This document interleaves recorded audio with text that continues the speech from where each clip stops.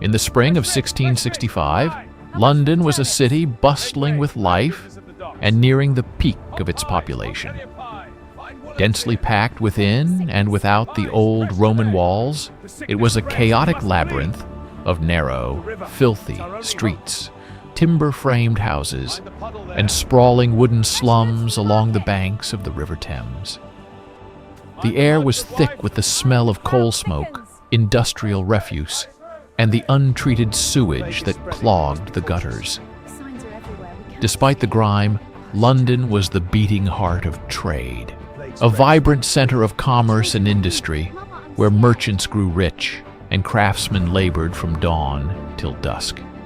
Yet, this prosperity was precarious, built upon a foundation of overcrowding and poor sanitation that made the city a tinderbox for disease.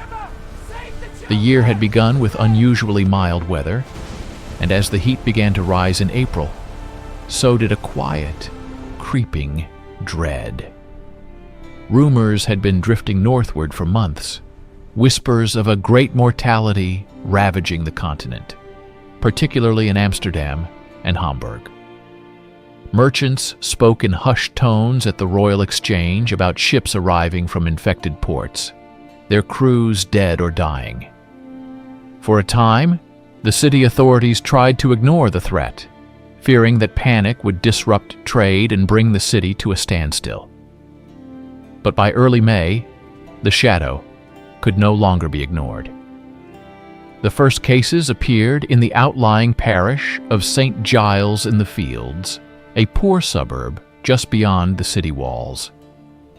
When the bills of mortality, the weekly records of deaths, started showing unusual numbers of deaths attributed to plague or fever, the silence of the officials was broken by the frantic actions of the wealthy. The exodus was immediate and brutal. Those with the means, noble families, rich merchants, and professional men, packed their belongings and fled to their country estates, leaving the city to its fate. King Charles II and his court withdrew to Salisbury, a move that only intensified the panic among the common people who had no escape. Of the elite broke the social bond. Those of the elite broke the social bond. Those left behind felt abandoned by their leaders, and the lawlessness that began to fester was matched only by the growing terror. By June, the plague had breached the city walls, moving into the crowded parishes of Cripplegate and Whitechapel. The death toll was rising steadily, but the city had not yet fully succumbed to the chaos. Markets were still tenuously functioning, and the mayor issued desperate proclamations trying to maintain order. However, the fear was palpable, a tangible weight on the chest of every Londoner. The daily life of the city began to grind to a halt as people stopped going to work, shops closed their doors, and neighbors began to shun one another. The City of London, a place of vibrant energy just weeks before, was rapidly transforming into a crowded prison, waiting for the plague to claim its due. By July 1665, the plague had fully seized the heart of London, transforming the city from a bustling metropolis into a sprawling necropolis. The summer heat intensified, acting as a catalyst for the bacteria, and the mortality rate soared to levels that paralyzed the city's remaining infrastructure. The streets were almost empty of daytime traffic, yet they were not quiet. They were filled with the incessant, mournful ringing of church bells, which had begun tolling so frequently that authorities eventually ordered them to stop to prevent absolute panic. The smell of death was overwhelming, a mixture of rotting flesh and the pungent smoke of pitch and sulfur, which inhabitants burned in their homes in a futile attempt to purify the air. The social fabric of London did not merely tear, it disintegrated. replaced by a desperate, selfish struggle for survival. In a desperate bid to curb the spread, the city authorities enforced a brutal policy known as shutting up. Houses where a single person was confirmed to have the plague were immediately locked from the outside by watchmen, and all residents, both the sick and the healthy, were confined within for 40 days. A red cross was painted on the door with the words, "Lord, have mercy upon us," a stark warning to the outside world.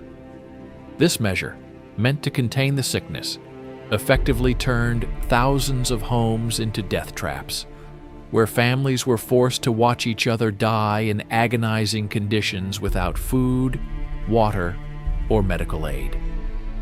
The screams of the confined, echoing from behind locked doors, became a horrifying soundtrack to the summer, destroying any lingering hope of community solidarity. The medical establishment proved utterly useless, and trust in professional help vanished. Doctors, unable to understand the nature of the disease, offered absurd remedies like carrying posies of flowers, smoking tobacco, or applying dried toads to the buboes, all of which failed miserably. Many physicians, recognizing their own helplessness and fear, fled the city alongside the wealthy, leaving the poor to rely on quack healers or their own devices. Similarly, the church failed in its duty. Many clergymen abandoned their parishes, leaving the dying without spiritual comfort. This collapse of leadership meant that the sick died alone, terrified and abandoned by those who were supposed to care for them, further eroding the moral foundation of the city. The breakdown of society was nowhere more visible than in the total collapse of family bonds. The fear of contagion proved stronger than love, duty, or kinship. Wives abandoned husbands, children fled from parents, and mothers left infants to die alone rather than risk bringing the plague into their own bodies. Neighbors who had lived side by side for decades now treated each other with intense suspicion, fearing that a cough or a sneeze was a sentence of death. The City of London, once a place of interconnected lives and thriving commerce, had become a collection of isolated individuals, each driven by the singular, desperate imperative to survive another day, regardless of the cost to their humanity. By August and September of 1665, the situation in London had progressed from a crisis to an apocalypse. The death toll had risen so sharply that the city's traditional burial grounds, already overcrowded, were completely overwhelmed. Parishes could no longer bury their dead individually. The demand for graves far exceeded the supply of land and grave diggers. In response, the authorities were forced to authorize the creation of massive plague pits, huge communal trenches dug on the outskirts of the city, such as in Finsbury Fields and near Aldgate. These pits became the final destination for thousands of Londoners, stripped of dignity and individuality, buried together in hasty, shallow graves. The daily bills of mortality, still reluctantly published, reported thousands of deaths per week. But the true number was undoubtedly far higher, as many bodies were never officially recorded. The task of managing the dead fell to a terrifying new class of workers: the searchers, corpse bearers, and cart drivers. These individuals, often desperate criminals or the destitute desperate for coin, moved through the deserted streets at night, their carts rattling over the cobblestones, accompanied by the haunting cry, "Bring out your dead!" The searchers, usually elderly women hired by parishes to identify the cause of death, entered infected houses, sometimes removing bodies from families who were still hiding them out of fear of being locked. The night became a time of terror, as the relentless movement of the death carts and the sight of bodies being dumped into the pits solidified the feeling that the city was being consumed from within. The psychological impact of seeing neighbors and family members discarded like refuse was profoundly damaging to the surviving population. The economic life of London came to a near total standstill.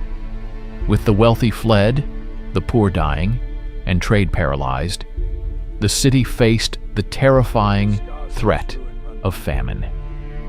The supply chains that brought food from the countryside into the metropolis were broken, as farmers and carriers refused to approach the infected city. Many of those who survived the plague were forced to face the prospect of starvation, creating a secondary crisis of desperation. The streets were filled with abandoned pets, dogs and cats that had been ordered to be killed in the mistaken belief they spread the plague, their carcasses adding to the stench and horror of the city. The silence of the city during the day, broken only by the occasional scream or the rumbling of a death cart, was perhaps more terrifying than the noise of the panic had been. This profound isolation shattered the collective spirit of London. The realization that no one was safe, regardless of their piety or social standing, brought a grim equality to the city. The fear of contagion fostered a deep, lingering cynicism.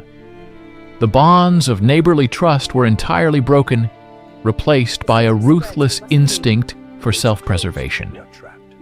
Churches, which had failed to provide answers or comfort, saw their pews empty, replaced by a desperate, superstitious belief in quack cures or a fatalistic acceptance of doom.